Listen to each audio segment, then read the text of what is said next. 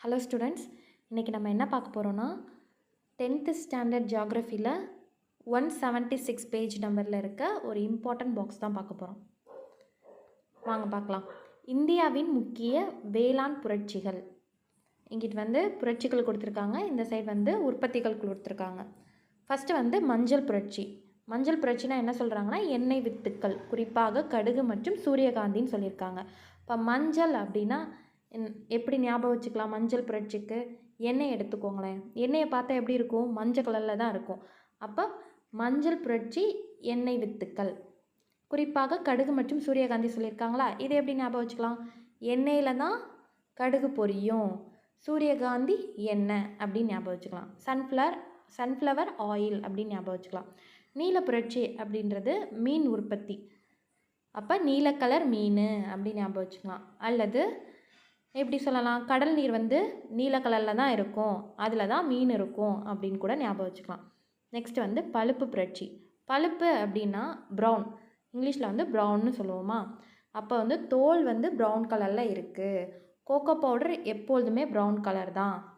அடுத்து மரபு சாரா உற்பத்தியும் பழுப்பு புரட்சின்னு தான் சொல்கிறாங்க. இப்போ மரபு அப்படின்றது எப்படி சொல்லலாம்? இங்கிலீஷில் எப்படி சொல்லலாம்? ஜெனட்டிக் அப்படின்னு சொல்லலாம். அப்போ ஜெனட்டிக் ரிலேட்டடாகவே நான் ப்ரௌன் கலர் தான், நம்ம ஜெனட்டிக்காகவே தமிழர்கள் ப்ரௌன் கலரில் தான் இருப்பாங்க அப்படின்னு கூட ஞாபகம் வச்சுக்கலாம். நெக்ஸ்ட் தங்க நூலிலை புரட்சி. இந்த இடத்துல நூலிலை அப்படின்னு வந்திருக்கு. நூலிலை அப்படின்னு வந்ததுனால சணல் உற்பத்தின்னு சொல்கிறாங்க. இதே வெள்ளி இலை புரட்சி அப்படின்னா பருத்தி உற்பத்தி சொல்லுவாங்க. சரிங்களா? இப்போ நூலுன்னாலும் சணலுன்னாலும் ஒன்று தான் அப்படின்னு ஞாபகம் வச்சுக்க வேண்டியதான். அப்போ தங்க நூலிலை புரட்சி அப்படின்னா சணல் உற்பத்தி. அடுத்தது பொன் புரட்சி.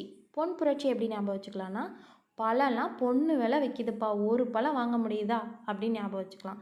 தோட்டக்கலை பயிரும் பொண்ணு விலை விற்கிதுப்பா, ஒன்று கூட போய் வாங்க முடியலப்பா அப்படின்னு ஞாபகம் வச்சுக்கலாம். பொண்ணுன்றது தங்கம், தங்க விலை விற்கிதுப்பா அப்படின்னு ஞாபகம் வச்சுக்கலாம். தேனும் தங்க விலை விற்கிதுப்பா அப்படின்னு கூட ஞாபகம் வச்சுக்கலாம். அப்படி இல்லைன்னா தேன் பார்த்தாலே இப்படி கோல்டன் கலரில் இருக்கும், தேனை பார்த்தாலே இப்படி கோல்டன் கலரில் இருக்கும் அப்படின்னு கூட ஞாபகம் வச்சுக்கலாம். நெக்ஸ்ட் சாம்பல் புரட்சி. சாம்பல் புரட்சினா உரங்கள். இப்போ இங்கே சாம்பல் நிற உரம் அப்படின்னு ஞாபகம் வச்சுக்கலாம். நெக்ஸ்ட் இளஞ்சிவப்பு புரட்சி. இளஞ்சிவப்பு புரட்சி அப்படின்றது வெங்காயம், மருந்து பொருட்கள், இறால் உற்பத்தி. இளஞ்சிவப்பு அப்படின்றது இங்கிலீஷில் எப்படி சொல்லுவோம்? பிங்க் கலர்னு சொல்லுவோம், அப்படி இல்லைன்னா ரோஸ் கலர் அப்படின்னு சொல்லுவோம். அப்போ இதை எப்படி ஞாபகம் வச்சுக்கலாம்? வெங்காயம் பிங்க் கலரில் தான் இருக்கும்,